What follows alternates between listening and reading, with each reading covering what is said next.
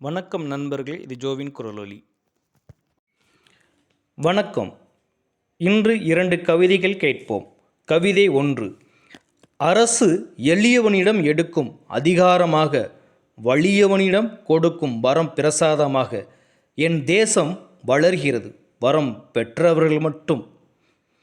கவிதை 2.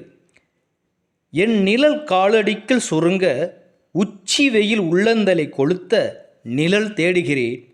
தூரத்தில் ஒற்றை மரம் ஒன்று உயிர் வாழ்கிறேன் என்பது போல், என்றோ பெய்த மழையின் கருணையில் துளிர் விடும் இலைகள் கருகி உதிராமல் இருக்க காக்கைகளும் குருவிகளும் வேண்டுகிறது. இந்த மரமாவது காப்பாற்ற முடியுமோ என அஞ்சி கத்துகிறது. சாலையில் கடந்து போகும் மரம் சாய்க்கும் இயந்திரம் கண்டு. உச்சி வெயில் நிழல் தேடுகிறேன்.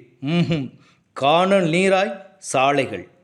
நண்பர்களே, இந்த கவிதை பிடித்திருந்தால் கருத்துக்களை கோருவோம். அடுத்த வீடியோவில் பார்க்கும் வரை விடைபெறுகிறேன். நன்றி, வணக்கம்.